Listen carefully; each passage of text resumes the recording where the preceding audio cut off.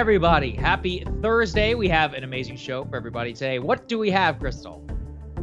There is a lot going on. So indeed, we do have a huge show for you. So first of all, we are back on Trump indictment watch. Looks like that could be coming really anytime. So we'll give you all of the details, everything we know at this point. We got some new contenders in the 2024 race. Mike Pence and Christie both taking some big shots at Trump. We'll play that for you. Also, the latest fallout from the PGA Live Golf nightmare, hypocrisy, disaster. We'll play that for you as well. We got some news from the UFO world that is actually for real tripping me out on multiple fronts. Additional confirmation of that whistleblower report. A new inexplicable sighting in Las Vegas, including some body camera footage that you're definitely going to want to see. We also have a new escalation in the war between Tucker Carlson and Fox News. So some big developments on the media front as well. And we have some new major developments here at Breaking Points, which we are very excited about, which is after we wrap here, Sagar and I are going to go over to the shiny brand new studio and we're going to record a special video for our premium subscribers with their sneak peek reveal. You will get to see what this new set we have been obsessively talking about actually looks like. That's right. Okay. So for the premium subscribers, look for an email. It's going to be sometime in the afternoon, Eastern Standard Time. We will have a video revealing the entire set, all of the new technology, everything that you guys helped pay for. You helped build this set. It's literally your hard-earned money that you helped us out with to build this.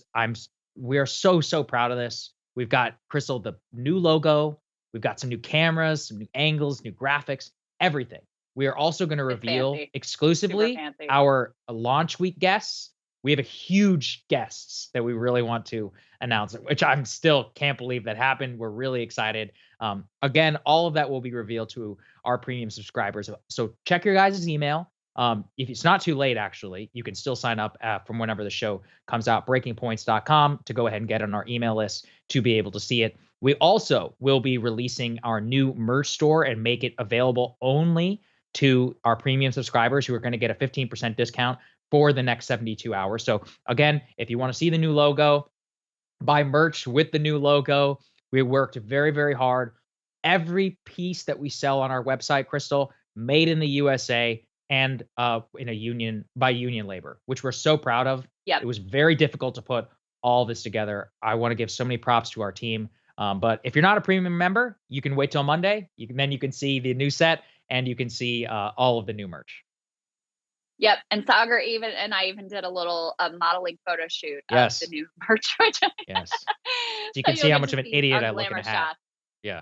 I thought you looked good in a hat, Sagar. Yeah. Well, I'm the not bucket a hat was a little tough for either one of us to pull off. The bucket hat is so tough. You can but see. we have Gen Z people who watch the show. You got to give them what they want to watch. Anyways, breakingpoints.com. That's right. Exactly. It's not too late. Okay. So why don't we get to the breaking news just this morning? Yeah, so we've got a major Trump indictment watch on once again. A number of outlets are reporting that he has been officially informed that he is a target of investigation of those grand juries. We now know there's a grand jury in Florida as well as the one in DC. Now, this is not like a big surprise that Trump was a target of these investigations, but the fact that he's being officially informed is one indication that they may be moving close to an indictment. There's at least one outlet that has gone even further than that. Let's put this first tear sheet up on the screen from the Independent. They say that an indictment is actually imminent. Prosecutors ready to ask for Trump indictment on obstruction and espionage act charges. Let me read you a little bit of this report. Now, I have not seen the specifics of this report confirmed anywhere else, so just keep that in mind in terms of the details here. But what they say is the Independent has learned prosecutors are ready to ask grand jurors to approve an indictment against Mr. Trump for violating a portion of the U.S. Criminal Code known as Section 793, which prohibits gathering, transmitting, or losing any information respecting the national defense. They mentioned, and this is something that we talked about at the time, Section 793 does not actually make reference to classified information specifically. That is seen as an attempt to short circuit Mr. Trump's ability to claim that he used his authority as president to declassify documents. So that is also very noteworthy. And also in this report, they indicate that there would be charges with regards to obstruction as well. We told you earlier in the week, there's this new report about like the pool flooding and that potentially compromising surveillance footage, potentially intentionally, and they may have even lied about whether the surveillance footage was actually damaged. And we already knew that they had subpoenaed some of that surveillance footage that showed people moving boxes away in a way that was also very suspicious. Let's put this next piece up on the screen from Maggie Haberman, who, of course, speaks to Trump regularly, as well sourced within Trump world. She says, Trump tells me minutes ago he has not been told that he's getting indicted when contacted. It's not true, he said, adding again, he hasn't done anything wrong. When I asked if he had been told he's a target, he demurred, saying he doesn't talk directly to prosecutors. So you can take that as basically a confirmation. John Solomon, who is a close Trump ally, he's the one that had that report that the feds had informed Trump that he is the target and likely to be indicted. So Trump is denying those claims specifically. Put the next piece up on the screen here as well. And he weighed in on Truth Social, the man himself. Trump said, no one has told me I'm being indicted, and I shouldn't be because I've done nothing, in all caps, wrong. But I've assumed for years that I am a target of the weaponized DOJ and FBI, starting with the Russia hoax, the no collusion Mueller report, impeachment hoax, et cetera, et cetera, et cetera. So what we know this morning, Sagar, is that he's been informed he's a target.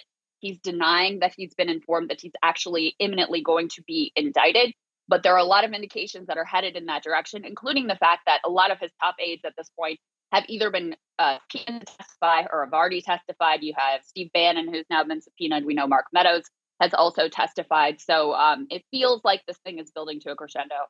Yeah, it certainly does. I mean, we're all on tea leaf watch. This is basically exactly what happened last time around. We know the grand jury has been, has been called to action. We have seen multiple instances of grand jury witnesses being presented. There's a lot of speculation, as you said, around Mark Meadows, the information that he might have provided to the grand jury, what that will look like, whether he has gotten either reached some secret plea deal. We had the Trump lawyers that were spotted at the Department of Justice where they met directly with Jack Smith, the special prosecutor. So everything is pointing in that direction. And also with terms of Trump and what he told Maggie Haberman, whether he has been informed, he's being indicted or not, that's actually really not the question. As you said, the targeting is the question. And the Times, I believe, we're able to confirm via Trump's own legal team that he had been informed of that. And usually you're not informed of that until, I wouldn't say imminent as in 24 hours, but very close to what a potential indictment would look like. So it looks like they're zeroing in on indicting the former president, zeroing in on the documents charge and all of that. So our team will be on the watch over the weekend just to make sure that everybody can get coverage of that if needed, should something break on Friday. I did hear that Friday maybe even more likely just because they like to do these things on the weekend, apparently. So that could be that's something that a friend of mine familiar with some types of proceedings informed me. Yeah, I mean, if you'll remember how this unfolded last time around, there were a lot of rumblings, and then there was sort of like a pause in the action where people even started to say, like, maybe this was not actually, maybe this is not even going to happen. Maybe at the last minute, the grand jury said no, and maybe they're not moving forward with an indictment. And then out of nowhere, the indictment came down. So very hard to predict the timing on these things. But, I think it seems very, very likely that Trump is going to face charges with regards to the classified document situation and with regards to obstruction. It's interesting because in terms of the politics, we've talked about it before, certainly in terms of the Republican primary, I think it probably only helps him. Much more ambiguous impact in terms of the general election. I do not think it helps them in terms of the general election. How much it hurts them, it's very hard to say. But I do think because these aren't the first charges to drop, it feels like the impact, like the bombshell impact that might have been if these were the first charges to Trump, has been somewhat blunted. And on the other hand, it's possible that if the other charges hadn't been dropped first, there was a lot of nervousness around indicting him at all. When that happened and the country didn't come apart at the seams, that may have encouraged them to move forward with this. That's a good point. That's everything we know at this point. We're watching it super closely. It certainly seems like things are building and they're coming close to some sort of conclusion here. Of course, that's just really the sort of end of the beginning, and then there'll be a whole trial process, et cetera. but we're going to be following it closely and bringing you everything that we know as soon as we Yes. know it. So we now have former Vice President Mike Pence officially jumping into the 2024 race. And it's kind of interesting, prior to this moment, he mostly hasn't said a lot about the whole January 6th situation and, the fact that he didn't do Trump's bidding on that day and incited a lot of anger to the extent that there were people running around the Capitol saying they wanted to hang him. He did make some comments previously that were, a little critical of Trump, but very, very carefully, very, very gingerly. Interestingly, in his launch, he was much more direct with regard to how he felt about it and how he felt that he did the right thing on that day. I would certainly agree with that assessment. Let's take a listen to a little bit of what he had to say. As I've said many times, on that fateful day, President Trump's words were reckless. They endangered my family and everyone at the Capitol. But the American people deserve to know that on that day, President Trump also demanded that I choose between him and the Constitution. Now voters will be faced with the same choice. 4 years earlier, I swore an oath with my hand on my Bible and on Ronald Reagan's Bible to support and defend the Constitution. The Bible says he keeps his oath even when it hurts. And I know something about that. My son, the Marine, once reminded me, "You took the same oath I took, Dad." So I did. What do you think of that, Sagar?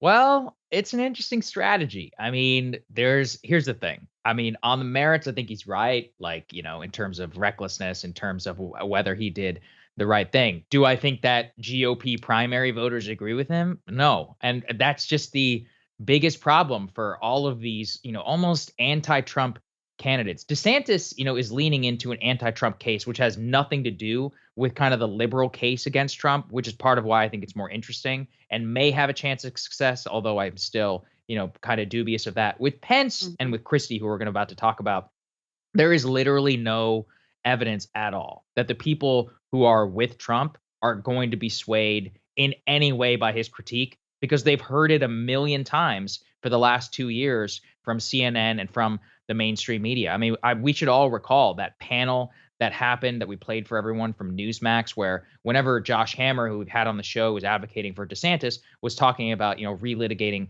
the last election, immediately the Trump person just came over the top and said, "You sound like a Democrat. You sound like a Democrat." And to a lot of primary voters, that is an attack that is going to ring very true. They're going to cast Pence as like an agent of, the Democratic establishment. And even though it may sound ludicrous, that's just how this type of rhetoric is going to code. So politically, any voter who is swayed by this is already not with Trump. There's just not that many of those people. We know that from the data. I mean, on the politics, it's impossible to disagree. Like, you just look at the numbers. I mean, an overwhelming majority of the Republican base still thinks that the election was stolen. They're with Trump on this. They agree with him, et cetera. I guess what I would say is Mike Pence is not going to win the nomination anyway.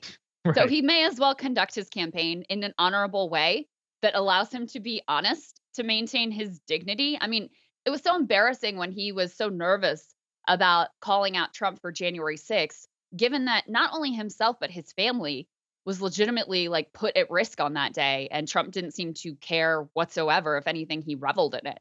So if you are most likely going to lose anyway, you might as well go out with your dignity intact. So that was sort of how I felt about it and I do think, these things are complex. Does the GOP base agree with Mike Pence on this? No.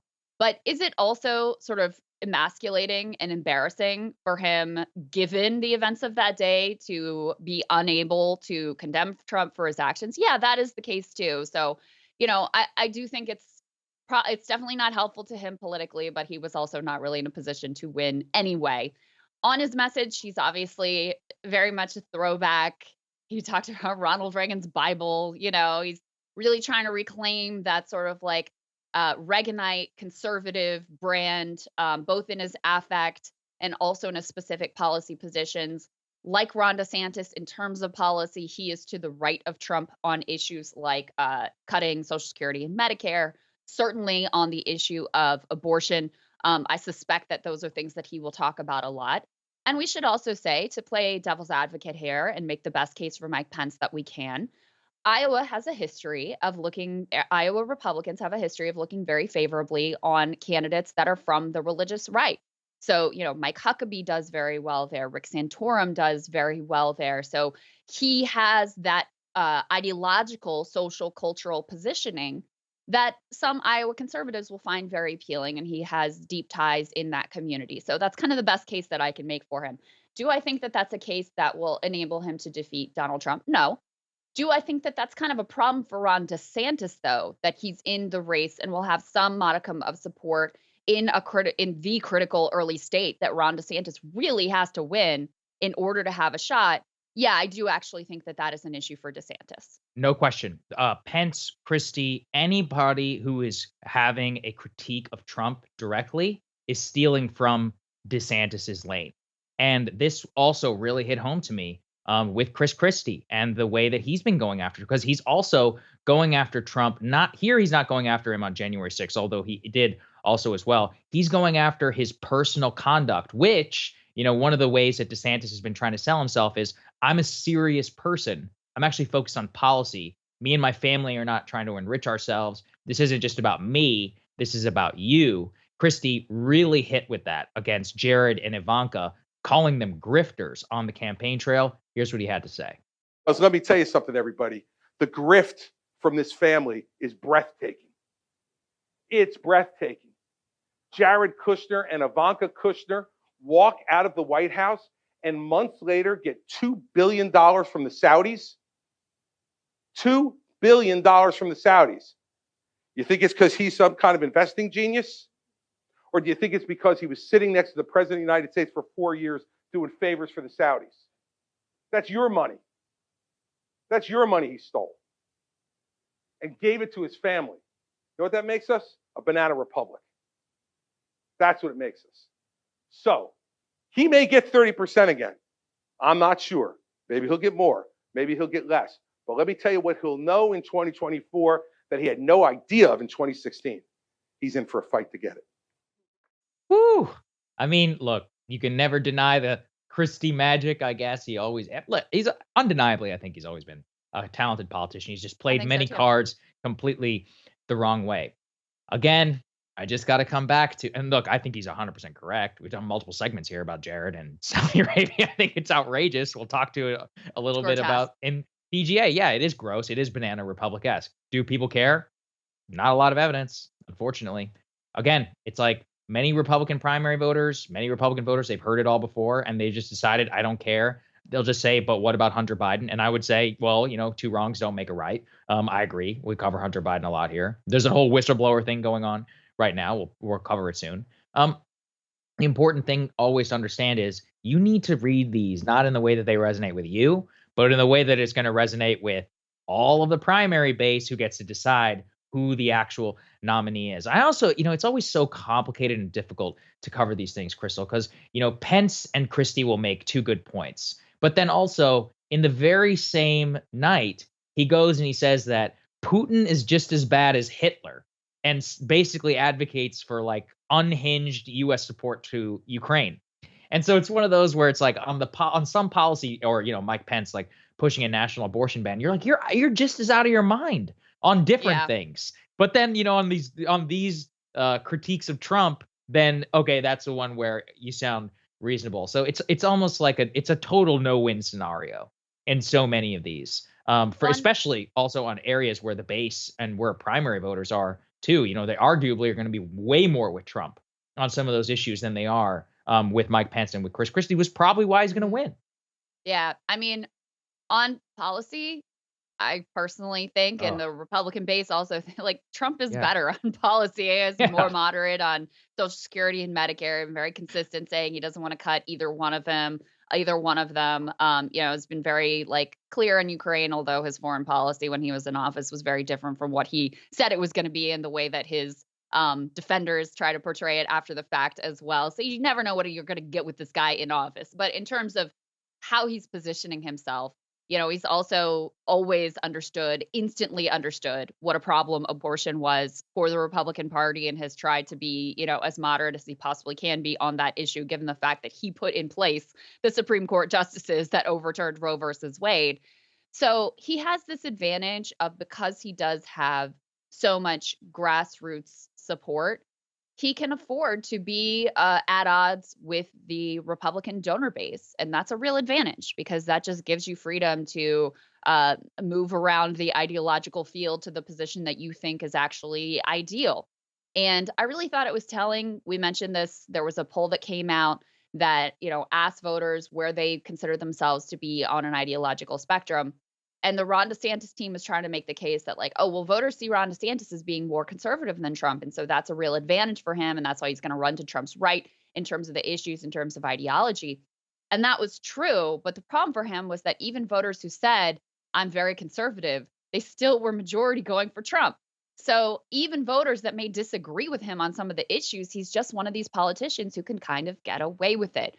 Now, let me, just as I play devil's advocate for Mike Pence and his, best case in this race and how he could be impactful in this race, let me make the best case I can also for Chris Christie, which is that he is a talented person. And again, do I think that he has what it takes to win a Republican nomination? No, but he's pretty explicitly gotten in this race as an attack dog to try to ding up Trump. And, if anyone, given that he has very little credibility with the Republican base, if anyone, given that they have that hand to start with, could ding up Trump and create problems for him and, kind of muddy the waters in a way that Trump famously is able to do, I do think that Christie is the type of political talent who has a shot to be able to do that. And then maybe that bolsters Ron DeSantis's case that, this guy, you may like him, but it's just chaos. It's just a mess. It's just exhausting to have to deal with him in the news cycle every single day. And so maybe that does play, in a sense, into Ron DeSantis's hands and the implicit case that he is attempting to make against Donald Trump. It's possible. That's my only, I Yeah. personally don't see it. Like I said, I'm trying to make the best case I can here. It's just tough. I mean, it's at a certain point, with these guys, they're so delusional. It's like, guys, we ran this whole experiment. Chris Christie, you literally ran in 2016. You got 5th in New Hampshire. You imploded. Your whole shtick, it didn't work. And that's when people were uncertain about Trump. People are even more enthused about Trump today. You got a same divided field. Like, what are we doing? Do you think Christie actually thinks he can win? Or you think he's just in there like, I'm going to mess up Trump? I don't think you can ever underestimate the egos on every single one of these people. They are they all think they're God's gift to the world. They really do. Titanic egos. And, whenever you have that type of ego, you can convince yourself of anything. Being humble is one of those where if you are even a little bit compared to the other guy, they're probably going to win, in the long run to get to the point of where they are. They've all had to sacrifice and give up so much, that they all think like, hey, there's a shot and the shot is enough, if you care about power. So, yeah. That's the way I see it. True. Very true. And then in modern presidential politics, the worst that happens is like you lose, but you get a lot of media attention, and then you can go work for CNN or Fox News or however you position yourself. Exactly. There's some internal DeSantis polling that they gave to the New York Post that is interesting in a number of ways. Let's put this up on the screen. So they say that DeSantis is gaining on Trump, that he's in a virtual tie in Iowa. This is according to his internal polls. Okay. So first of all, with regard to internal polls, you always this is like the best of the best case scenario for the candidate that is leaking the polls. So keep that in mind to start with. They show if you had in Iowa a head-to-head matchup, DeSantis is still losing to Trump, but within the margin of error. They have Trump at 45% support in Iowa and DeSantis at 43% support. This is an improvement from a previous poll that they say had Trump at 53% and DeSantis at 39% before he entered the race. This is clearly an attempt from the DeSantis camp to regain some kind of momentum, some kind of media narrative after most of the polls showed his launch resulted in no poll gains for him, which is that's a real problem for him. But the problem is that it's not going to be a head-to-head race in Iowa. So this very same poll, when you open it up and you include the full cavalcade of candidates who are actually running in the race, you still have Trump winning. You've got Trump at 39% support, DeSantis at 29%, Tim Scott at 7%, Nikki Haley at 6%, Pence and Ramaswamy at 4%, and nobody else cracking 1%. So even in the best case scenario, internal poll from the DeSantis campaign that they're putting out to the press, in the state where he is probably performing the best, even with all of those factors still going his way, you still have Trump on top by 10 points. Yep. There you go. That's the ultimate Gordian knot, as we will continue to describe it. Yes, I will say, I'm again trying to make the other side of the case this show, but DeSantis did get handed one positive piece of news, which is that the governor of New Hampshire, Christie, is taking a pass. He is not running. And that's important for DeSantis because New Hampshire is obviously a very critical early state as well, where DeSantis also needs to win. Christie nationally may not be all that well known, but in the state of New Hampshire, he has very high approval ratings. I think I consistently see him rated as one of the most popular governors in the country, even though New Hampshire, at best is a swing state, is really more sort of leaning towards the blue. As a Republican governor, he's very popular there. So he would have probably done pretty well in that primary. That would have been a problem for DeSantis. So he did get that piece of good news. But we got to bring, the real big breaking news. We're sort of bearing the lead here for all of the Doug Burgum bros that are out there, which is that the governor of North Dakota, whose name is Doug Burgum, he has officially jumped into the race as well. Let's take a listen to a little bit of his pitch to the voters. My dad died when I was 14, freshman year of high school. They pulled me off our basketball team bus and told me the news. I grew up in a tiny town in North Dakota. Woke was what you did at 5 a.m. to start the day. A place where neighbors rally around you. My mom was our rock, our hero. I started a shoe shine business, worked at the grain elevator, and as a chimney sweep. Paid my way through college, then earned an MBA from Stanford. I ignored those who said North Dakota was too small, too cold, and too remote to build a world-class software company. So I literally bet the farm to help build a tiny startup into $1 billion company with customers in 132 countries. So Wow. This guy also trying to do the Reagan throwback pitch. And I will say he does have one thing going for him. I asked my 15-year-old what her take was on this video, and she said that he looks like a patriotic eagle, and that seems like a good thing in terms of presidential candidate, that he looks the role. So he does have that going for him. But this is another one where it's like, where does your confidence come from? Because no one knows who you are, right? Yes, you're governor of a state. It's a state with a very small population, and word of your doings there haven't really escaped the North Dakota corridor.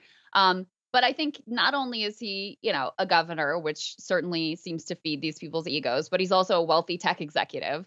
And a lot of times these business guys think oh, well, if I could start a company, I can do absolutely anything. Let's go to the last element in here, A6. And put up on the screen. One question that I think a lot of Republican primary voters are probably going to have for him is there was a big controversy within North Dakota about his dealings with regard to Bill Gates. So go ahead and put this tear sheet up on the screen. So they say this North Dakota farmland purchase is stirring a lot of emotion. The sale of a couple thousand acres of prime North Dakota farmland to a group tied to Bill Gates has stirred emotions over a Depression-era law meant to protect family farms and raise questions about whether the billionaire shares the state's values. They go on to talk about how Gates is considered the largest private owner of farmland in the country with some 269,000 acres across dozens of states, which is something we've talked about here on the show as well. And Sagar, the rub comes in because Burgum is a former Microsoft executive. He received campaign contributions from Bill Gates. So he has, direct ties to Gates, and then allows this massive farmland sale to go through. And North Dakotans are very uncomfortable with this. Obviously, the Republican base, not a big lover of Bill Gates at this point. So I think there'll probably be some questions about these dealings in terms of his prospects in the race. They should be. And, where does this confidence come from? I looked it up. It's worth $1.5 billion. So, There that's, you go. again, you can never underestimate the egos on some of these people. I made $1 billion, so that means I can do this. And it's like, well, Yep. sometimes those skills are not linked. And, the sale of this farmland is no joke. We're talking about thousands of prime North Dakota farmland that was given to this Gates aligned group and helping him become one of the largest private owners of farmland in the entire country. Entire question about, like, what do you want that for? He's been tied, previously to, like, the whole meatless agenda and, like, what does he want? Why is he controlling all of this? He's got enough money. The agricultural commissioner and others said that people were in North Dakota were very upset by this because they felt like they were being exploited by out of state, the ultra rich who are acquiring these very precious assets. And he's somebody who is intimately and deeply linked to it. So if I was him, I would want to keep my head down amongst Republican voters, being some, tech billionaire with ties to Bill Gates and direct, like, at least shady, sales of land. But again, you can never underestimate just how titanic the ego is for these people. I think that is right. So anyway, that's all your Bergen Bro news. That's what we Yes. got for you. We'll see if the launch, gives him a big bump in the polls from the 0% he's at to maybe like 1% as Mhm. people learn about him. But that's what we got for you on the 2024 watch. That's right. Okay, let's go to the PGA. So I don't golf. I've been to the driving range twice. But obviously we've covered PGA, Live Golf, and everything that's been happening there now for quite some time here. Especially the hypocrisy of so many of the players and others who say that they want to stand up. They're American, all America, all of that, and they're willing to take millions of dollars from the Saudis. One of those individuals, Bryson. Okay, I want to make sure I say this correct. The golf guys, otherwise will get mad. Crystal, you Yeah. can check me. Bryson DeChambeau. Did I say that DeChambeau. correctly?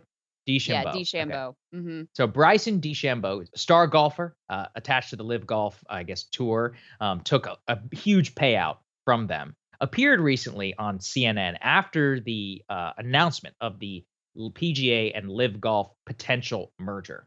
He was asked about Saudi Arabia and its ties to 9/11 and specifically the criticism of 9/11 families. And his response is everything as to how people can get completely bought off and start talking in circles and just sound like complete idiots. Here's what he had to say. Well, I think we'll never be able to repay the families back for what exactly happened just over 20 years ago. And what happened is definitely horrible. And I think as time has gone on, 20 years is passed, and we're in a place now where it's time to start trying to work together to make things better together as a whole. I have deep sympathy. I don't know exactly what they're feeling. I can't ever know what they feel, but I have a huge amount of respect for their position and what they believe. Nor do I ever want anything like that to ever occur again. I think as we move forward from that, we've got to look towards a pathway to peace, especially in forgiveness, especially if we're trying to mend the world and make it a better place. Yeah, I mean, look, it's unfortunate what has happened, and that's something I cannot necessarily speak on as I'm a golfer, but what I can say is that what they're trying to do, what they're trying to work on is to be better allies, because we are allies with them. And look, I'm not going to get into politics of it. I'm not specialized in that. But what I can say is they are trying to do good for the world and showcase themselves in a light that hasn't been seen in a while. And nobody's perfect, but we're all trying to improve in life. Nobody's perfect. We're all trying to improve in life. We got to find the path to forgiveness for helping support the murder of 3,000 American citizens on 9/11. How do these, listen, just say they paid me a ton of money. I'm not going to sit Thank here you. and talk about 9/11. That's it. Thank Just you. say it. Exactly. Yeah. Yeah. See, that's the thing that drives me crazy is that there is no justification for this, right? Mhm. They asked him about, Caitlin Collins there asked him about 9/11, also asked him about Jamal Khashoggi, the Mhm. brutal dismemberment of, by the way, a Washington Post journalist. I think that was the answer when he gave, like, nobody's perfect. Like, dude, there's no justifying it. Just be honest. It Mhm. irritates me so much when they pretend to have all these high-minded values like, oh, we really want to grow the game and make it a global sport. And they really have these high-minded ideals about like expanding No, they want to use you to sports wash their reputation, and you want the money. You want your bag, okay? It would be a lot less gross if you were just honest about what is clearly the nature of your dealings here. Now, as you know, Sagar, I've become an accidental golf Mhm. expert because of Kyle. He tells me that Bryson is kind of an odd dude, even with regards to like his game is unusual. He's one of the sort of earliest, most aggressive live golf sellouts. And I would also recommend to live golf. Like, this guy is not doing you any favors. Clearly, he's incapable of doing the spin that you need him to do. You should definitely not encourage him to do these sorts of appearances, because he's not helping out live golf. He's not helping out the PGA. It's just creating even more embarrassment and making manifest and making even more plain the insane hypocrisy here. Especially, listen, on the PGA side with Monahan, it's unbelievable because he was willing to use these 9/11 families back when he was at war with Liv to say, look at, the human rights atrocities, and no PGA golfer has ever had to apologize for their association, and then just discards them and makes clear that he actually had no human rights concerns. It was just all about the money all along. And it's so gross to see the whole thing unfold. Yeah, Bryson DeChambeau got 125 million. He should just say, listen, this is an opportunity to accumulate generational wealth for me and my family, and I'm not going to pass up on that. I understand that some people are upset, but if you were in a similar position, I bet you would do the same thing. Guess what? He should have just said that. And I think a lot of people would have been like, okay, yeah, you know what? I get where the guy's coming from. It's the government's job to keep Saudi Arabia out. If they're going to be in, well, don't hate the player, hate the game. Let's move to the next part, as you alluded to, with the PGA commissioner and the way that these guys have twisted themselves into knots, Jay Monahan, around 9/11, is they use these people, as you said. They literally use the 9/11 families as props. They held them up in their criticism of live golf. They said no PGA players ever had to apologize. They alluded to the immorality of live golf beforehand, and before they announced their surprise potential merger between the PGA and live, also going for profit, again showing that it is all about the money. And what I want people to understand is we're not exaggerating when we say that they use them. They said it multiple times on camera when they were at war with live golf. Here's what Monahan had to say. Well, I talked to players. I've talked at a player meeting, and I've talked to a number of players individually for a long period of time. And I think you'd have to be living under a rock to not know that there are significant implications. And as it relates to the families of 9/11, I have two families that are close to me that lost loved ones. And so my heart goes out to them. And I would ask, any player that has left or any player that would ever consider leaving, have you ever had to apologize for being a member of the PGA Tour? Okay, so that's what he had to say then. That was his original criticism of golf, which, by the way, okay, he'd say got people close to him who lost people on 9/11. So immediately after the merger, he goes on the Golf Channel where they ask him, like, hey, what about these 9/11 families who are pissed off? Look at him now. Look how much he's changed his tune. Jay, the 9/11 Families United made a strong statement yesterday. They said you co-opted the 9/11 community in taking a moral stance against live. How would you respond to that group? Well, I read Terry's comments. I obviously acknowledge her loss and completely understand her position. And to the question that you were just asking, I think about the fact that I allowed confidentiality to prevail here. And in allowing confidentiality to prevail, I did not communicate to very important constituents, including the families of 9/11. And I regret that. I really do. But as we sit here today, I think it's important to reiterate that I feel like the move that we've made and how we move forward is in the best interest of our sport. We've eliminated those fractures. But for any difficulties I've caused on that front, again, I have to own that as well. And that comes back to communication. Just tell the truth. Don't just say, listen, it was about the money. They paid me a ton of money. We're all going to get filthy, fantastically rich. There was no way to outspend them. And I apologize. Or maybe don't even say that and be like, I have nothing to apologize for. I did what was in the best interest of myself and of the players monetarily. But because that is such a disgusting and immoral thing, he can't find a way to actually tell the truth. He just obfuscates and goes around like, well, understanding and I have empathy, but it's like, what are we doing here? This is just all so gross. Right. And what it shows you is, these guys who are high level sports executives and running major sports leagues, part of how they get in that position is by being very effective spin masters.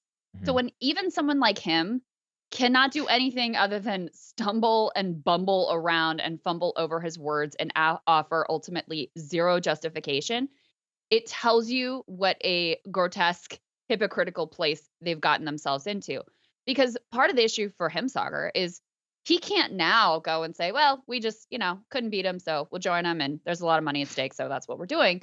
Because he tried to take the moral high ground so aggressively when this was all unfolding and when it was to his benefit. So for him, it's an impossible position. There really is no going back. And, I have no insight into like the internal politics of how this all works, but I wonder if he's going to be able to hold on to this position because, and we're going to get to this in a minute, but if you're one of the players that didn't take the bag, that got offered hundreds of millions of dollars, and you actually believed in the principles and you thought that Monahan was sincere in his sort of like virtuous stand against just taking this money from this, authoritarian, human rights abusing regime, and you said no to that, and now the guys who did sell out, who did take the bag, like they're laughing all the way to the bank and, ultimately like winning this whole exchange. I don't know how you get over that. I really don't. I'm 100% with you. One thing that's given me some hope is I would call it bro media, the sports guys. They are livid with him, with Moynihan. Let's go ahead and put this up there on the screen. Dave Portnoy put this out. A quote, again, I don't know how Jay Moynihan sleeps at night. He co-opted 9/11 victims for the moral high ground. He clearly didn't give a shit about them. He's just using their pain as a marketing tactic. Special type of hell for guys like that. Clay Travis over at Outkick also came out, just savaging the PGA commissioner. And I think that is what, really grinds a lot of people, is that you use these people literally as pawns, as props for your business dealings. And for somebody like that, yeah, you should absolutely burn in hell. And, for example, as you alluded to, let's put this up there, Tiger Woods turned down between $700 to $800 million to play for Live Golf. Now, we don't exactly know why exactly he decided to do so, but it's very possible that one of the reasons that he did so was not only out of loyalty or whatever to the PGA where he started his career, but Tiger is an American icon and has one of the most famous. He's probably one of the most famous athletes in American history. And you can't say that the Saudi connection didn't have at least some sway, maybe in his decision not to do so. From an overall branding perspective. And by the way, look, it's not like the guy, wasn't. He's on his second act. Like, he's lost a lot of his blue chip sponsors and all that. Obviously, he's got a turmoil in his personal life. So he would be within his, rights to secure another bag for his family and just say, look, this is it. I'm going to die a multi-billionaire. This is my last chance. This is guaranteed cash. And he decided not to do it. And, he turned that down. At least somewhat of the decision, hopefully, was about principles. So how can they look them in the eyes? How can they look any of the PGA Tour players that turned down massive offers in the eyes? Because now they missed out on a generational payout and they might end up working for the same boss. That is what it's just the thing. Not right. You're forcing all of these guys to get in bed with this dirty money. And at least if they were going to sell out, they could have sold out for the much higher price that they were being offered up front. So, I mean, Tiger, obviously already very wealthy man, but even for someone who's already very wealthy, $700 to $800 million is a whole lot of freaking money that he turned down, to stay loyal to the PGA Tour. There's one more piece of this that we wanted to make sure to note, and our friend and partner Matt Stoller has certainly been highlighting, which is that there are questions about how this deal is structured and whether it is going to survive antitrust scrutiny. Put this last part up on the screen. This was a report from Bloomberg. They say that this marriage risks scrutiny from antitrust authorities, both here and also in Europe, because there's a European PGA Tour that is involved in this transaction as well. One of the things, Saga, that's interesting is they've gone out of their way not to actually call it a merger. They also note in this report they didn't even consult with an antitrust lawyer, which seems kind of foolish, if we're being honest. And you also have a lot of Democratic senators and other representatives who are already saying they've got a problem with this and they've got a problem with it from an antitrust perspective. We know that the Biden administration, and with Lena Khan involved and other, trust busting type regulators have been much more skeptical of major mergers and have, pursued legal action in a much more aggressive way than past administrations in recent memory. So there is still an open question of whether this thing, at least in its current form, even ultimately goes through. Right. Yeah, we wanted to make sure we flag that. There's no guarantee that this actually goes through at all. But regardless, the 9/11 families were betrayed, and so were many of the players. I hope that they revolt, at least in some way. I don't know what recourse that they have, but they've got to have something somewhere. And I hope. I know there was some talk of maybe they're going to form the players will form a union. Good. Now, and they'll have more power in any of these future negotiations. So we'll see where it goes. Okay, now let's go to the next part here. I have been salivating to get to this. Michael Schellenberger over at his newsletter publishing an absolutely shocking new report. Let's go ahead and put this up there on the screen. Quote, U.S. has 12 or more alien spacecraft, according to military and intelligence contractors. So Michael is reporting this after Dave Grush came forward to give us the broad contours of the program. He said the United States government is lying to the American people. There are multiple alien spacecraft which are in the possession of the United States government, of which they have covered up now for decades and which they have obfuscated from Congress. Crimes themselves have been committed. Here is why this is very important. Michael writes, quote, multiple sources close to the matter have come forward to tell public that Grush's core claims are accurate. The individuals are all either high-ranking intelligence officials, former intelligence officials, or individuals that we could verify were involved in the U.S. government UAP, aka UFO efforts, for 3 or more decades each. 2 of them have even testified as recently as last year to both the committee investigating this inside the Pentagon and to the United States Congress. The individuals said they have been presented with credible and verifiable evidence. The U.S. government and U.S. military contractors possess at least 12 or more alien spacecraft, some of which have been shared with the Pentagon office responsible for testifying before Congress, and which they have refused to currently provide. Now, this is very important. They are putting a number, 12 or more. That is either true or it's not true.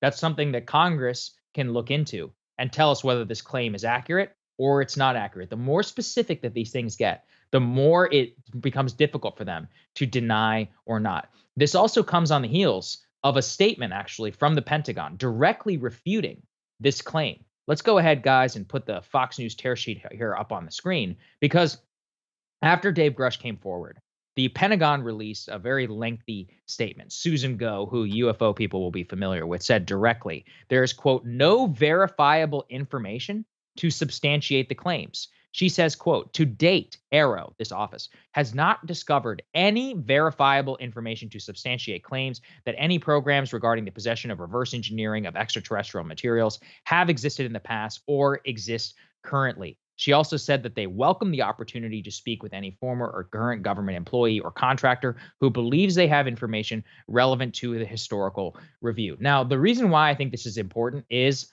there was the one caveat word in there, verifiable. And the reason why is because verifiable is one where, as long as there is plausible deniability, at least somewhere baked into the documents, they can come forward and say there's no verifiable information that this program has existed or whatever in the past, as long as it's even 1% in their dispute. There are always holes in these words and in their denials that have come forward around this office that they say they haven't been presented to. But also, there's a formal presentation process. They can say that it wasn't done in the right way. There are all many different holes that they can jump their way through, Crystal. So I think if you pair a couple of things together, Dave Grush is obviously an incredibly highly credible person. I encourage people, watch the News Nation documentary.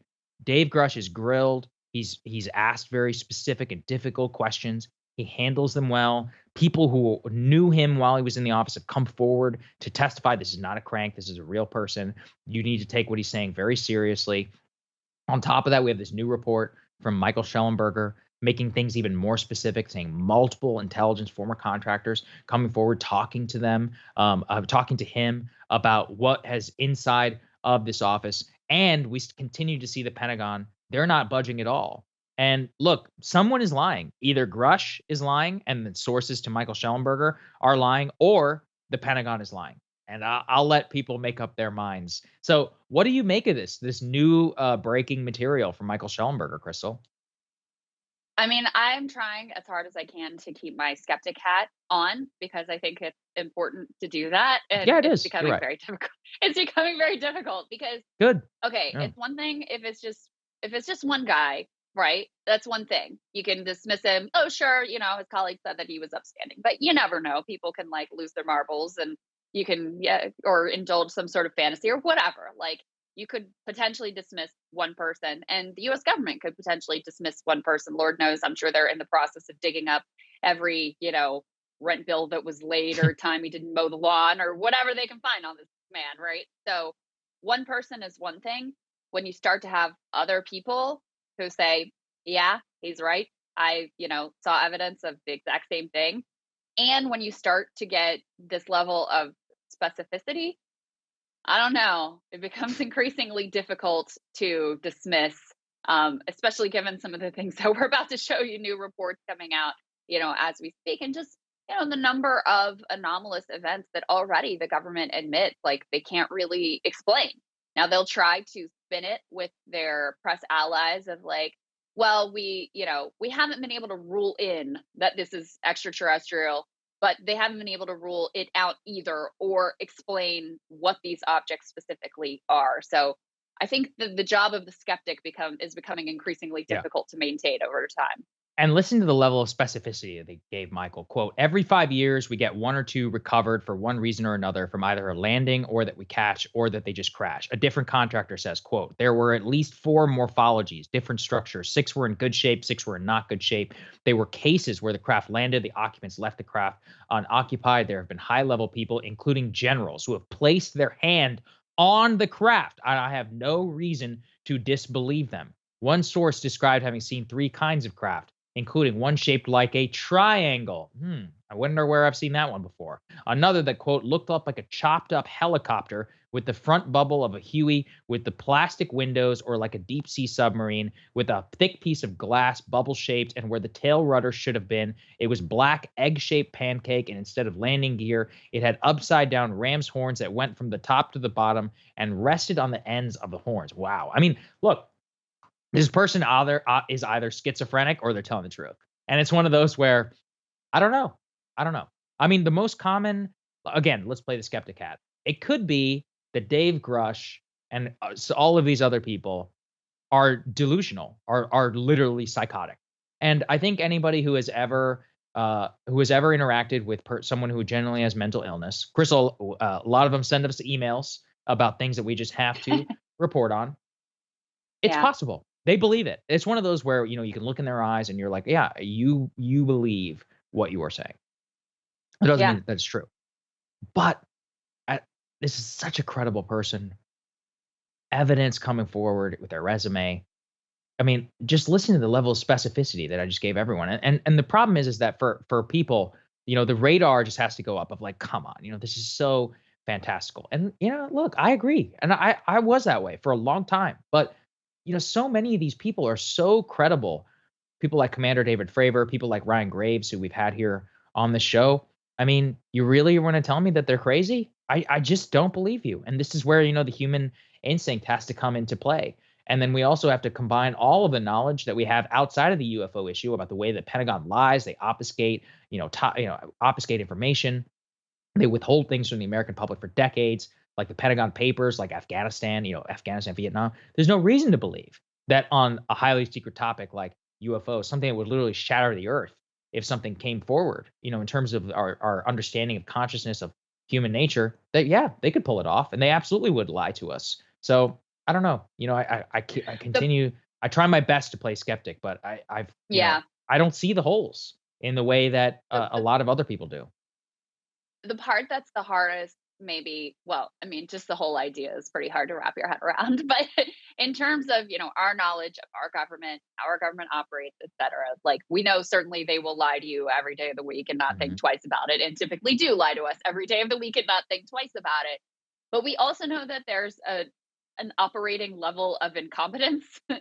And that's the piece that, does keep me somewhat skeptical, because what they're positing here is a multi-decade, multi-generational cover-up, not only from our own government, but in concert with other governments around the world, again, over decades and decades.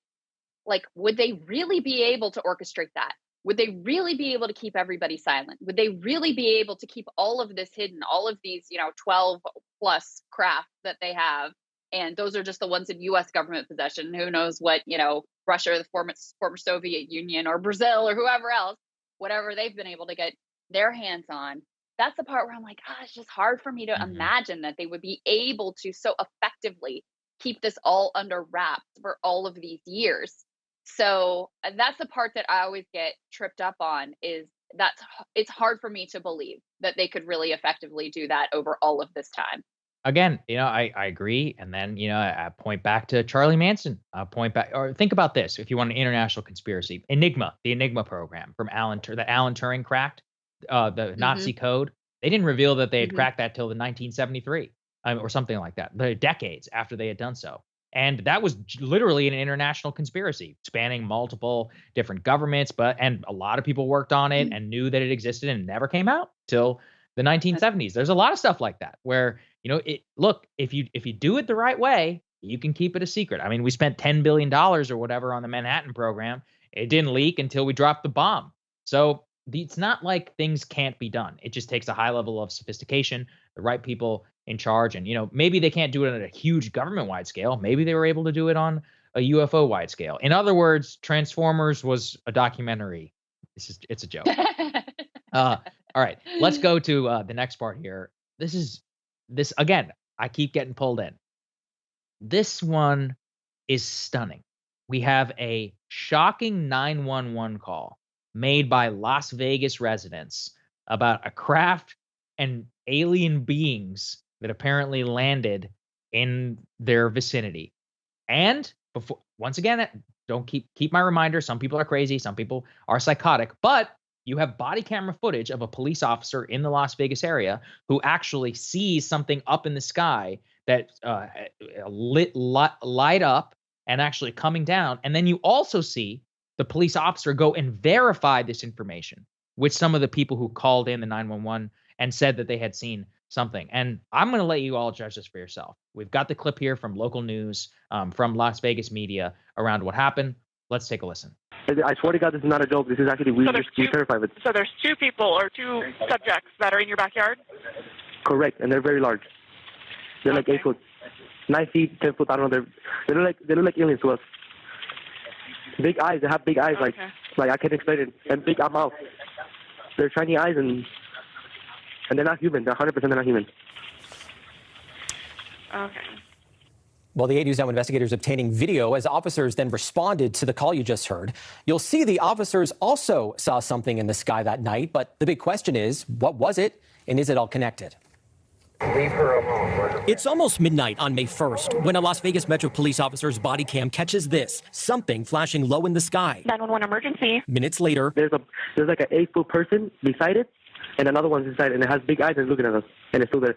Someone calls 911 reporting 2 large figures in their backyard. No, I'm so nervous right now. The 8 News Now investigators obtaining another officer's video as he's sent to the Northwest Valley home.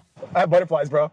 Everyone saw a shooting star, then these people say there's aliens in their backyard. By now, it's more than an hour after that bright light. Officers meeting up with the caller and his family. What'd you see? It was like a big creature. A big creature? Yeah, like around 10 feet tall. I'm not going to BS you guys. One of my partners said they saw something fall out of the sky too, so that's why I'm kind of curious. Did you see anything land in your backyard? Or? They see like a big, that's what they say. They see like a big something with light. What I saw right now, I do believe in it. Police walk into the backyard to investigate, but Metro blacked out that part of the video because it's considered private property. What's clear, they're taking this call seriously.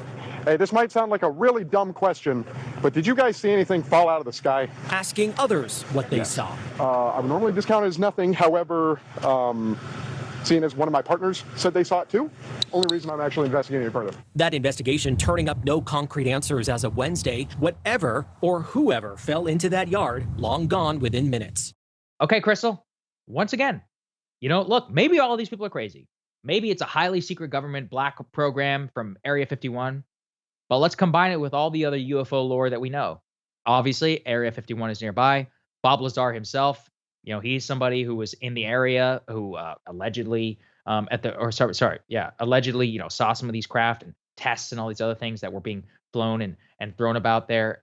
It's a long part of UFO lore, this area of the country, or it's a highly secret government black program. But what gets me is the level of seriousness with which this family is describing, this incident, and also the fact that the Las Vegas PD kind of blacked out, whatever they did see there in the backyard. So I don't know. What did you make of this one? I mean, what can you make of it? Like, the only thing you could, maybe it's like an elaborate hoax, and we're just being totally taken in by it, right? Between these cops and the local family, I don't know. That's the only explanation I can come up with that isn't just what they claim that it is on its face. So that's a weird one. That's a hard one to dismiss. And you've really brought me into this world. And the more that I see these, like what happened in Varginha, Brazil, and all of this, Varginha, all these, corroborating accounts and all these just regular people, like not weirdos who are obsessed with UFOs. Not that you have to be a weirdo to be obsessed with UFOs. No offense, UFO community. But these aren't cranks. They're normal people who didn't even want to talk about what had happened and had to be like dragged to it. And then their stories all line up. And, you see this one, and it's the same thing. You've got it. You're literally seeing the body cam footage of something happening. And then in the same area, family being like, there's these 9-foot tall things in my backyard. I don't know what to do. I don't know, Sagar. I don't know. Don't know either. Look, they could all be nuts. It could be a hoax. They could be completely mistaken. Could be an animal. Could be, burglars. The mind wants to think linearly. The mind wants to think, in terms of what easily is fit into the, and most of the time that is true. But some things are fantastical and actually do happen and have happened, in the past. And, at a certain point, you got to take people also at their word. You got to disprove, and or at least you got to prove and rule out all those other explanations. And clearly, Las Vegas PD, LVPD, or whatever they're called, they also were very struck by what was happening there. And enough so that the community there is clearly, they think that something happened. So maybe it did, maybe it didn't. Every once in a while, these things come across our radar. Like the pilots, the 787 pilot, 737 pilot who's like, man, there's something crazy going on up here. And then the audio gets leaked and everyone's like, oh my gosh. And then everyone moves on. So look, maybe we'll find out. Can I ask you? Yeah. You probably thought this through. Like, let's say it's all true. Craft, the investigation, the sighting in Las Vegas, whatever. Let's say it's all true. Like, what does that mean? Like, what happens then? I don't know. Yeah, I mean, I haven't gotten there yet. Because I actually think too many people focus on that, and like, what is it? There's no way to predict. Some people predict like a great coming together. I actually don't believe that. I believe too little of humanity. I think it will, obviously a lot of people won't believe it. Some people, it would just have to be so ironclad the way that it comes through. Again, I honestly have not spent too much time thinking about that because I'm just so focused on whether it's true or not and actually getting that information out. And I just think that humanity is too complex of a system to actually predict. I've read enough sci-fi to see it go multiple different ways. My personal favorite, if anybody wants to know, is the Three Body Problem, the book out of China, which to me, that one actually kind of nailed the way that I think some of this might all go down. But who knows? We absolutely have no idea. Yeah, because you have people, obviously, there's a lot of people who already feel like we have enough evidence to say, like, this is happening, it's an ongoing reality. You have a lot of people who, even if the government was like, all right, you got us, like, here's the Yeah. graph, let me put it They on wouldn't believe it. TV, they'd still be like, no way, not possible. So, yeah, wild times, wild times. It does literally feel like we're living in a simulation sometimes. It's hard to wrap your head around, especially Maybe when you that's look the answer. outside and the sun is like blotted out and it looks like Mhm. we're literally living on Mars. So, Possible. all right, let's talk about a very depressing and very human, earthly story here about the social network Instagram, and a new report about the way that they have made it very easy and enabled a massive ring of pedophiles to seek out, horrible child pornography on their service. Go ahead and put this up on the screen. This is from the Wall Street Journal. Their headline is Instagram connects vast pedophile network. Let me read you a little bit of this. They say Instagram, the popular social media site owned by Meta Platforms, helps connect and promote a vast network of accounts openly devoted to the commission and purchase of underage sex content, according to investigations by the Wall Street Journal and researchers at Stanford University and the University of Massachusetts Amherst. So this is hardly some, crank conspiracy. This was serious research, and test accounts were set up. Researchers found that if they viewed a single account in this pedophile network, they were immediately hit with suggested for you recommendations of purported child sex content sellers and buyers, as well as accounts linking to off-platform content trading sites. Following just a handful of these recommendations was enough to flood a test account with content that sexualized children. The Stanford Internet Observatory used hashtags associated with underage sex to find 405 sellers of what researchers labeled self-generated child sex material, or accounts purportedly run by children themselves, some saying they were as young as 12. According to some of the data that was gathered, 112 of those sellers collectively had 22,000 unique followers. Current and former Meta employees estimate the number of accounts that exist primarily to follow such content is in the high hundreds of thousands, if not millions. They used this thinly veiled lingo and emojis. They'd share an image of a map, which is shorthand for minor attracted person. They'd share the cheese pizza emoji, which is, CP, child pornography. Many declare themselves lovers of the little things in life. And what makes this report, everything about it is just deeply disturbing and grotesque. Obviously, this is a problem that every single social media site has to deal with. But what they go to great lengths to point out, Sagar, in this report is that the problem appears to be far worse on Instagram. They were able to search for all of these, blatantly horrific hashtags with no problem and turn up all sorts of content just immediately.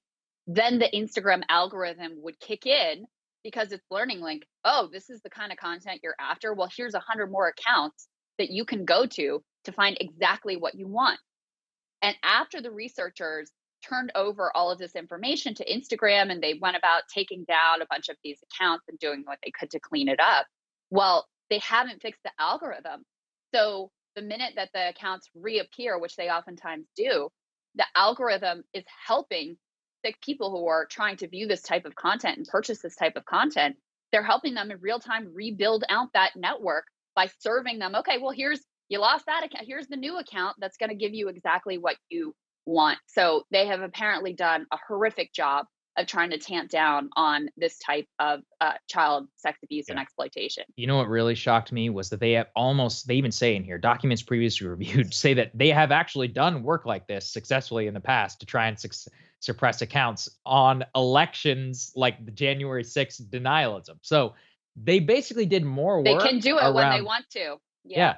So they did more on January 6th and preventing like election denialism on Instagram than literally cracking down on on literal child, predators. I don't know. It's sickening. And the fact that this even exists is gross. Matt Stoller had a joke. It's like, yeah, we have an economy of scale for mass pedophilia, apparently. Congratulations to Instagram. some of this is probably intrinsic to the internet, and sickness is going to breed sickness and people are going to congregate, but you obviously need to make it as difficult as possible. And also, I will say there's actually good laws on the books specifically around preventing this type of behavior and making sure that social media companies, websites, and others do their absolute best. The fact is, if you can get around calling yourself a seller of this type of repulsive content just by putting a 3 instead of an E, that's insane. How is it that easy to make it on the internet? I mean, that's just absolutely absurd. So look, I mean, I'm personally a member of the TCAP community. For anybody who doesn't know what that is, that's the To Catch a Predator, fans of the To Catch a Predator franchise. That was back in 2006. And, people were like, oh, things have gotten better since then. I don't know. I mean, reading stuff like this, maybe it's just gotten way worse and people are better at covering their tracks using the dark web. But it's just, look, the FBI, I hope that you people are all over this. Instead of I don't know, focusing on whatever BS, entrapment schemes around politics and all this other crap. Focus. This is your bread and butter, guys. Like this is what they exist for. And we have good laws on the books to basically make it so that if you can catch even one of these people, especially the sellers, the distributors of the content, they can be locked up for the rest of their lives. And I really think that they should be. It's just sick. Just to give you a sense of how readily available this content was, because that's what was so shocking is it's not like they went to great lengths, these sickos to cover their tracks. It was very like you could search really obvious hashtags and come up with all sorts of disgusting, illegal material, exploitative material. To give you a sense of how sensitive the algorithm is and how much it does not discriminate over whether your interests are legal or illegal. A woman who runs a community on Instagram that's dedicated to fighting child sex trafficking and exploitation, she received a tip that there was an account out there called Incest Toddler, which is exactly what you think it is. She went to look it up to verify, to then report. And because her account interacted with this account, her followers all start getting recommended Incest Toddler for their recommendations. That's how sensitive this algorithm is, and how much, if you express even a passing interest in this type of horrific material, it'll serve you up 100 accounts that are say, here, go here, take a look at this. Here's, where you can go. So now that can be very useful if you have a healthy and normal interest. And obviously it can be horrifically damaging when it comes to something like this. And they have not cared to do the work to make sure that, these type of searches get shut down, that this type of content gets shut down and continue even after receiving this information and this research. They say that they're working on changes to the algorithm so this stops happening. But as of today, nothing significant has changed. Yeah. There you go. Okay. All right. Let's move on from this, just so I don't feel completely sick. I know. Yeah. All right. So we've got an escalation in the war between Tucker Carlson and his former employer, Fox News. As you guys know, Tucker launched his new show on Twitter this week with, roughly a 10-minute monologue. And this is no surprise, but it is a major development. Put this up on the screen.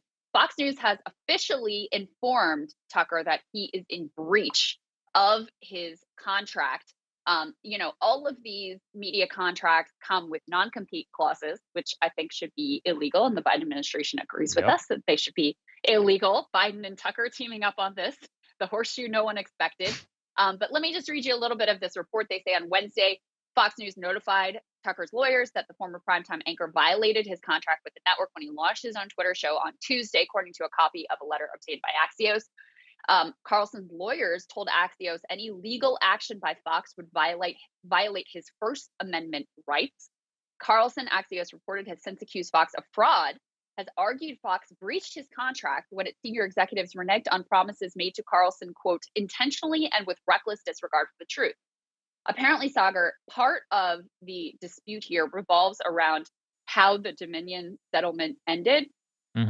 So apparently, there are reports, and I think Axios is one of the outlets that reported that as part of the settlement agreement, Tucker, they had a verbal commitment that Fox News would let Tucker go.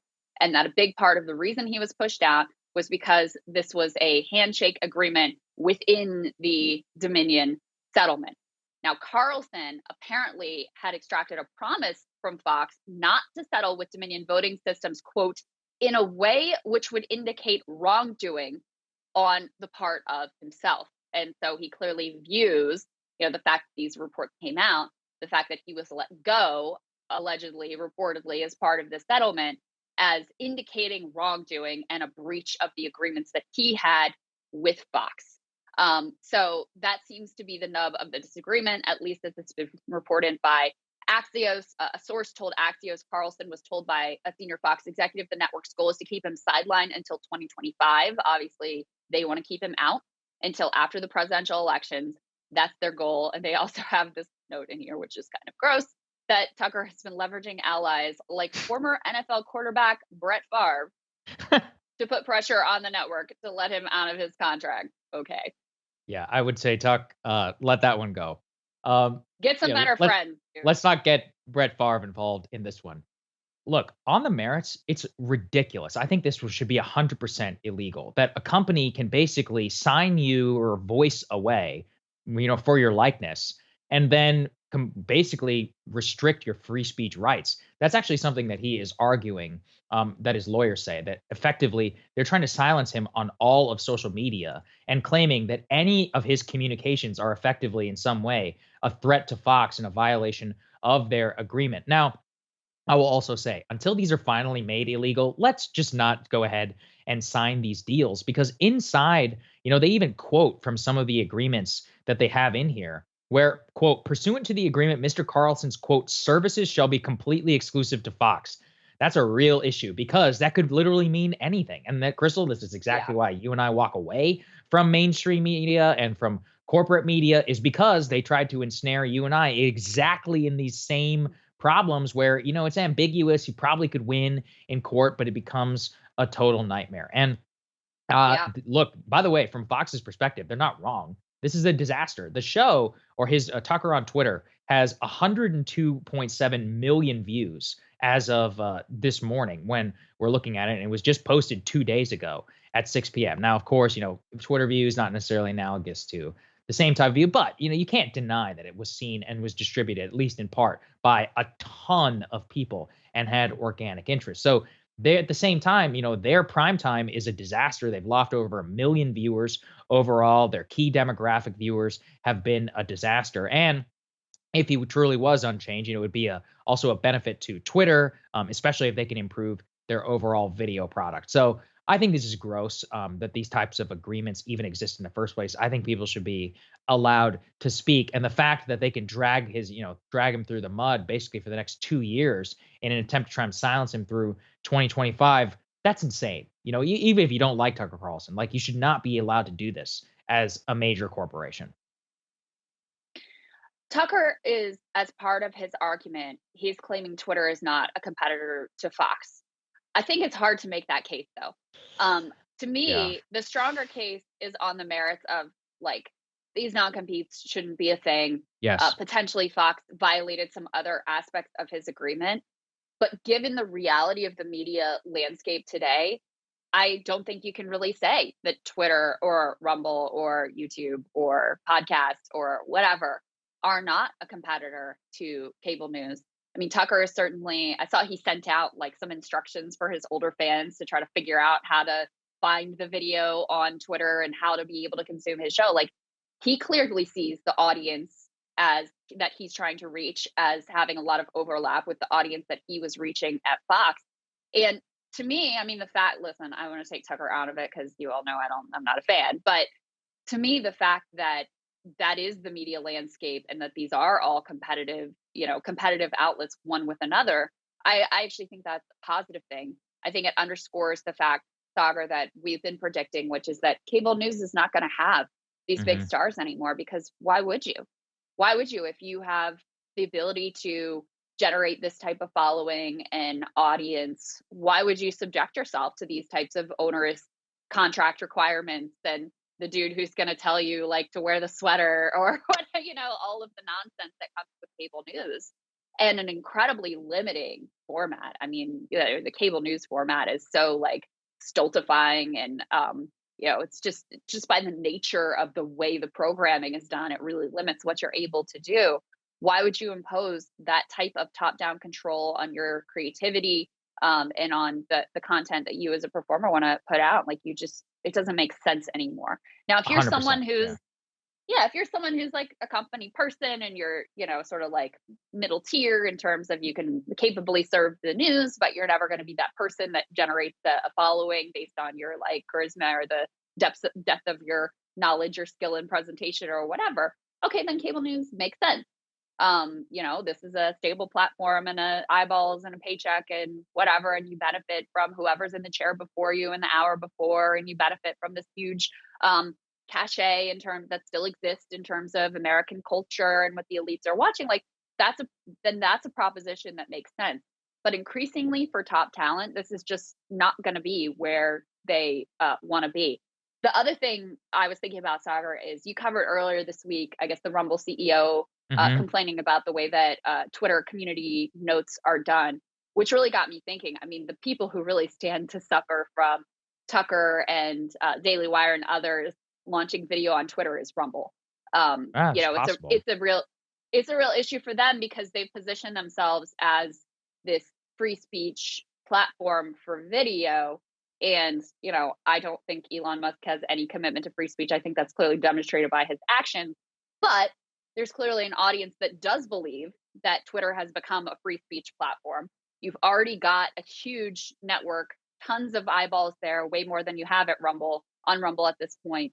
So I think, this is a problem for Fox News. It's a problem for MSNBC and CNN. We've documented that, clearly. But I think it also is an issue for some of the new media platforms that have tried to be the, Twitter and other social media competitors based on free speech principles. We'll see. Here's the reason why I wouldn't bet against Rumble, which is at the end of the day, Rumble is designed for video. And it's like Twitter is just not designed for video. And look, it's certainly possible they could turn it around, but I'm not sure. I can't be the only guy who got annoyed watching a 10-minute monologue on Twitter. It's just not, it's not what the platform is designed to do. It doesn't pause properly. You can't come back to where you were. You can't see, the area. If you accidentally scroll out of it, it takes up your whole screen. I mean, there's just so much about it where the functionality itself is not hardwired into the app. Now, can that change? Yes, it certainly can. How much of that is a priority to Twitter? I don't know. Are they going to be actually investing resources into it? So if I were a Rumble, I wouldn't be actually too worried about it because, it's just, look, Elon would actually have to dedicate a ton of resources to make it a multifunctional app, given the fact that it's currently worth like 1/3 of what he bought it for, and fired the vast majority of the staff. We'll see. That's my only thing. I saw, this isn't just to crap on Matt Walsh or whatever, but they were touting like how many people had watched their documentary. And I was like, yeah, but did they really watch all of it? Like, is Twitter really the place you want to watch a 45-minute documentary? Like, I don't know. And what you and I know, Crystal, is there's a big difference between a view and retention. And also one of the reasons why YouTube is so great is they don't recommend videos based upon the overall number of views. They recommend videos based on the amount of people actually staying and watching said video, called the retention analysis. If anything, that actually matters even more than your overall view count. That's what you and I look at, in terms of are people actually sitting and watching our stuff? I don't even care that necessarily about the views. We care much more about retention. And also they are, have a real relationship. So that's something that also Twitter and also Rumble has that too, in terms of its, its recommendations and what exactly it prioritizes as well. There's just a difference between a video platform and then an overall like text-based platform designed to show you as much info as possible. These are kind of hardwired in. Those are fair points. Yeah. Those are fair points. I mean, Rumble definitely has better tech at this point, more intentional, like video geared tech, but Twitter definitely has more people and true. more visibility. So I think that's kind of the battle. But to your point, take all of these view numbers for What Is a Woman or for Tucker Show or for anything, any of the Twitter video that you posted, take it with a lot of grains of salt because they count as a view if someone just scrolls by the tweet. Yeah, exactly. Like That's not a view in any real sense of the word. And we've said this before, like even when we post videos, the numbers that you see of views that you see generated there are not really reflective of much of anything meaningful. Now, I don't doubt a lot of people watched. Definitely millions of people watched Tucker's monologue and his opening show. There's huge interest. There's obviously huge commentary about it, coverage of it, etc. But just like understand what the numbers actually mean. Yeah, that's smart. Okay, Crystal, what are you taking a look at? Well, guys, if you live basically anywhere on the East Coast, you already probably know quite a bit about the topic I will be delving into today, which is the absolutely horrific air quality due to wildfires raging in Canada. Just take a look at what New York City looks like this week. You know, if you are anywhere on the East Coast, you have experienced these acrid smells, stinging eyes, these dystopian hellscape appearing landscapes ahead of you. You know, here in DC, we didn't have it quite as bad as they had it in New York City, or I think today Philadelphia is getting hit the hardest. But still, yesterday as I was driving into the city, you had, you know, you could look directly at the sun. It's like bright orange sky. It just looks so incredibly bizarre. And obviously there are huge potential health consequences for spending any significant time outside when you have this type of particulate matter in the air, especially for people who have asthma or who have other sensitivities. The air quality was so bad that New York City had the distinction of being the most polluted city with the worst air quality in the entire world in terms of major cities, including topping places that are famously have poor air quality like Delhi, where residents can expect to live 9 years shorter just because of the persistent impact of this type of air pollution. So as I mentioned before, the cause of this is historic and stunning wildfires across the country of Canada, and half of provinces there. Go ahead and put this up on the screen, guys. More than 400 wildfires burning across our neighbors to the north. More than half of those are considered to be out of control. And of course, you know, wildfires this time of year, whether it's in Canada or whether it's in California, is nothing unusual. But the size and the scope and the fact that it's all happening simultaneously, that is very unusual. And that's why the East Coast is suffering with this type of air pollution, while, you know, probably our friends over on the West Coast are saying, welcome to the club, because they've been dealing with this type of persistent air pollution from wildfires for any number of years now. Let's go ahead and put this next piece up on the screen. It's no accident that we're facing this type of cataclysm right now. Canada has been suffering through what they call a hot drought. You read from this Washington Post report, they say persistent and often extreme warmth in the high latitudes is among the clearest signals of climate change. The Arctic and its surroundings have been found to be warming much faster than most of the planet. So you can see Canada would be disproportionately affected. They say pulse after pulse of record heat has helped fuel the extreme fire situation. You had heat spreading across Nova Scotia again on Thursday. Thursday, temperatures rose to 91 degrees in Halifax. That's more than 18 degrees above average. You had record highs in many eastern cities, including Ottawa at 95 degrees, Montreal at 94 degrees, Toronto at 88 degrees. Those have affected a lot of Canada and parts of the northern US as well. And there's an expectation that these hot temperatures will continue, along with significantly less than usual rainfall, creating just a tinderbox effect where you end up with these wildfires raging out of control across Canada. So all of these, you cannot tie any particular wildfire to the climate crisis, but when you look at this confluence of factors, you can say for sure the fact that we have had so many wildfires, historic wildfires year after year in California, now year after year in Canada, this is directly attributable to rising temperatures and extreme conditions caused by the climate crisis. And it's already having a huge impact on, obviously, our lives. It's having a huge impact on our economy. I actually highlighted last week that in the state of California, major insurers are pulling out of the state altogether. Put this next piece up on the screen, because the impact predominantly of wildfires in California has made it so it does not make any market sense to insure homeowners in much of the state. This is not just a situation unique to California. This is the case in states across the country, including Florida has a huge issue with this as well due to their own extreme weather crises and repeated hurricanes. Flooding has increased and caused other states sort of in the center of the country to have issues with homeowners insurance. And that's just one aspect of this crisis. Obviously, when extreme weather hits, the cost to people's lives, to upending their dreams, the economic damage, the cost to reconstruct, I mean, all of this has become incalculable. And this is a part of our reality right now. David Wallace Wells, I thought, had a really effective and frankly quite dystopian column that he wrote in the New York Times. Let's put this up on the screen, about how this is just the new normal now. He said, as smoke darkens the sky, the future becomes clear. And in many ways, the future is already arrived. There's now nowhere to hide. So even if you live in New York City, or if you live in Washington, D.C., or if you live anywhere in the country, you may not have a wildfire next door, but the smoke and the air pollution from what's going on in California, or what's going on in Canada, or what's going on in other places could very directly impact your life. And just to keep in mind some statistics about how this is not normal. This is not, part of a normal cycle.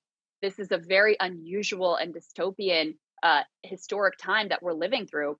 Every one of California's 15 largest recorded fires has taken place in the past 2 decades. 6 of the 7 largest wildfires in California have burned since 2020.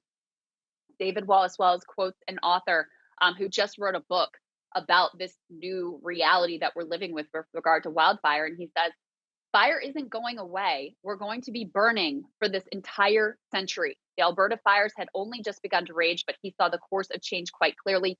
This is a global shift. It's an epochal shift, and we happen to be alive for it. And Sagar, I think this is a real wake-up call for a lot of people who, we've been on the East Coast, we've been watching what's going on in California. It hasn't come directly to impact our lives. But anyone who's walked outside this week, who smelled that air, who saw the way the sky looked, who felt like I need to stay indoors to be able to protect myself, be able to protect my children, who are putting face masks back on this time to go outside rather than when they come inside, has got to realize what a dire situation we've gotten ourselves into, and how much our lives are already being impacted by how far the climate crisis has gone already. I was reading a little bit about Canada and exactly, like you said, some of the factors about how wildfires are not uncommon for this time of year, but it's the intensity of it, the drought of it. I also do feel like there is a bit of a media angle to this where, everyone does see images that come out of California, but because so many of the media live in New York City and in DC, to them, it's only real like right now. And it's one of those where, this has been real for a long time. Millions of people live in California. And if they had all lived there, then they would have, panicked about it 2 or 3 years ago. It's only now that it's like in their Manhattan apartment that they're like, oh my gosh, can you even believe this? And I'm like, yeah, it's been happening actually for, in Australia, like here, it's like, it's not the Amazon, it's not a new phenomenon. It's just that this is the first time that's actually hit you. So that's actually kind of been my takeaway, is like, yeah, this is global. It's just that it's only real to you now, which maybe it's human. I get it. Yeah, no, I think there's a lot to that. A lot of what happens on the West Coast gets kind of invisibilized. I mean, we've tried to make intentional choices to cover what's happening in the state because, number one, we realize we have a large audience there. Right. And number two, because we're, we can't help but also be, East Coast biased because that's who we are. But, to reflect that this is the, one of the largest economies on the planet, what happens there matters quite a bit. So when I saw that story last week about, I think it was State Farm, pulling out of the state altogether in terms of insurance, that actually caused me to dig a lot deeper into, this is a problem not just in California. Florida is the other case in point. Louisiana, huge problems. Colorado, Oregon, huge problems in terms of the insurance market because the insurers are going, this doesn't make any market sense. Then taxpayers being asked to foot the bill. It's just, one small sign of how far we've already gone down this road. But yeah, this week, it's just simply undeniable what a disaster this is. And, it's interesting. I was trying to look into what are the health effects. It's quite damaging, especially for if you have to breathe in this type of air for a long period of time. As I mentioned, in Delhi, the estimates are that residents on average live 9 years shorter because of the persistent nature of this type of air pollution. So in and of itself, it's quite a serious problem. Yeah, I think you're right. All right, Sagar, what are you looking at? Ryan and Emily did a great job yesterday talking a little bit about what the new news is on the Nordstream pipeline, but I wanted to make sure that we fully brought a rundown for everybody. So let's go ahead and put this up there on the screen. A classic and insane reminder from a new report from the Washington Post. To be fair, this is coming from the quote Discord leaks that were given to the Washington Post after they gained exclusive access to the original hundreds of files that were leaked by Airman Jack Tejera. Inside of those files was a revelation that the United States had intelligence 3 months before the bombing of the Nord Stream pipeline, which had a detailed Ukrainian plot to blow it up. 3 months, as they write, before saboteurs bombed the Nord Stream natural gas pipeline, the Biden administration learned from a close ally that the Ukrainian military had planned a covert attack on the undersea network using a small team of divers who reported directly to the commander-in-chief of Ukrainian armed forces. So let's really let all of this sink in and try and understand what it is. There's a couple of possibilities, as I pointed out. Let it sink in that either the Biden administration had knowledge of this plot, allowed it to happen, continued to provide Ukraine with basically a blank check at this time leading up to the actual bombing of the pipeline, and then turned around and did everything but blame Russia except in name only. He said, we'll get to the bottom of it. We had all these leaks from the intelligence community and others saying, oh, clearly it was Russia. All signs point to Russia. Anybody who insinuated that it wasn't Russia was tarred and feathered, by the mainstream media. And it was only basically almost a year later that enough intelligence has come out, both from the European countries and others, that it's very obvious that it almost likely was not only not Russia, but very likely either Ukraine or with some help from the United States directly. We had the report also from independent journalist Seymour Hersh. So you can read this really in one of two ways, which is either it was Ukraine and we allowed it to happen, we knew it was going to happen, and then we turned around and lied to the American public, or we're the ones who did it, and I guess maybe we're just going to push it off onto Ukraine. Both are terrifying possibilities. If we accept the Ukraine explanation, this is equally terrifying because what they say in the report, according to this intelligence, is that the Ukrainian government actually structured this entire attack on the Nord Stream pipeline such that Zelensky would, quote, have plausible deniability. But they still reported and commanded the attack by the commander-in-chief of the Ukrainian armed forces, who, of course, we are directly funding, arming, and supporting, not only then, but continue to do so right now. So why should we believe anything that they tell us? Really let that sink in. And that's the other thing that I took away. If they have been caught now in several lies, they lied about the fact that those 2 missiles that fell in Poland and killed people were Russian. It immediately came out that actually they were Ukrainian. They've lied about not being involved in the Nord Stream pipeline. They've lied about not being behind the drone attacks on the Kremlin, about multiple different attacks on Russian soil. How can we believe anything that they say? How can we believe anything America has to say either? And don't mistake this. I don't believe anything that the Russians say. That's why we're all in such an impossible situation. Consider what happened here with the dam. Immediately the Ukrainians are pointing the finger at the Russians. The Russians are pointing the fingers at the Ukrainians. Both sides actually have reasons for why they would want to blow up the dam and for who actually benefits what. Who knows? We don't know. There's no actual confirmation. And then even if the United States comes out and blames the Russians, you can't believe them because maybe we have intelligence that it was Ukraine that was behind it. And to make this not just past but forward looking, remember this. We did not want to give F-16s to Ukraine because we had intelligence that we were able to show you here, classified intelligence that Zelensky wants longer range missiles and planes to bomb Russia. We didn't do it for a long time. Then we reversed course. And Biden's reasoning was they promised me, they gave me a flat promise, we won't use them to strike Russia. Why should we believe them? They have lied at almost every turn in terms of how offensive weapons will be used. They have pursued actions like bombing the Nord Stream pipeline, the Crimean Bridge, and others, which could lead to a huge escalation, which draws the United States in. And obviously, it's in their interest in almost every single one of their lies, especially the ones that came forward. Whenever the missiles fell on Poland, they immediately used that lie as a pretext to call for a no-fly zone by the United States and NATO intervention. And I once again have to say I understand it. If I were them, I would do the same thing. It's really their only chance at outright victory, because obviously there's no way that they can overpower them completely, the Russians, with just even the current amount of military support that is given to them. It just needs to have all of us ask real questions about our government, about the support that we're giving, and about what the actual trade-offs are. It's not costless to just give Ukraine a blank check, to give them F-16s. And perhaps one day we may have to pay that bill. And you need to ask, is the bill worth it?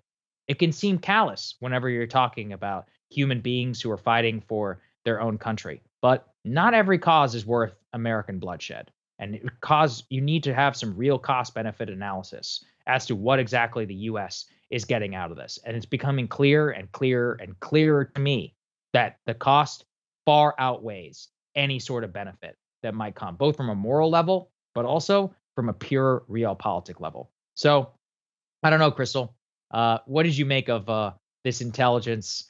I mean, it's one of those where I don't even know. It's like, maybe this is all a cover up for, it's actually America did it and we're just blaming the Ukrainians. Or maybe the Ukrainians did. I'm honestly not sure which is worse.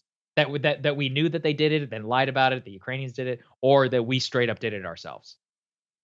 I mean, what I take from this is if we knew months in advance that they were planning this and they still were able to execute it, at the very least, we looked the other way and enabled them to be able to pull it off.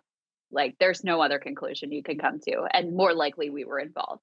Right. And we've talked here a lot about Zelensky trying to maintain plausible deniability. You know, every one of these reports that comes out 3 weeks after whatever the event is that says like, well, it was probably Ukraine, but Zelensky, he probably didn't have any idea what was. He gives them broad instructions, but he doesn't know the details because he wants to maintain plausible deniability. We've talked a lot about that.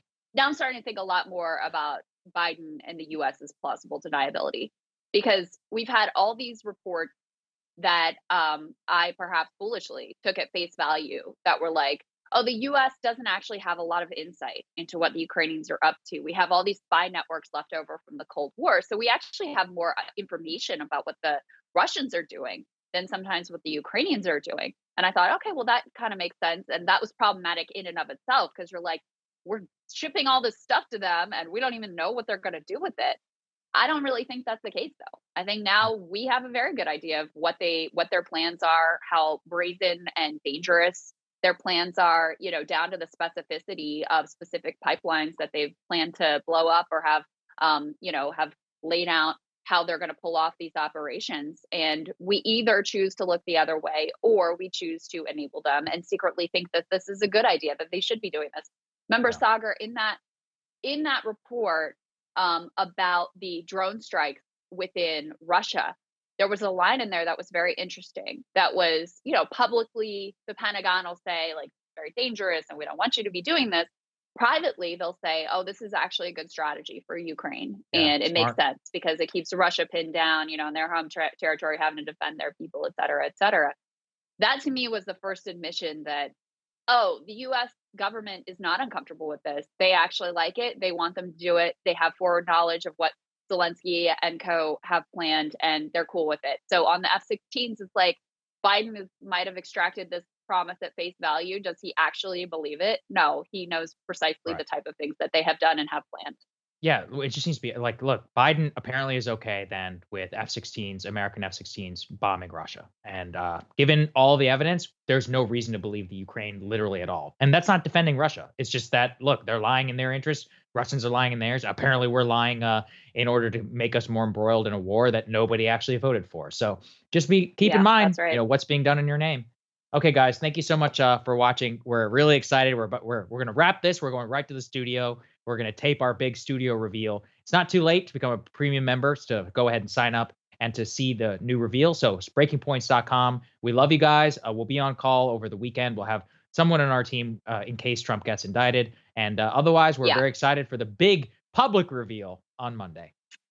That's right. We will see you Monday from the new studio. I hope you guys love it as much as we do, and super, super excited about that. Till then, enjoy your weekend, and we'll see you soon.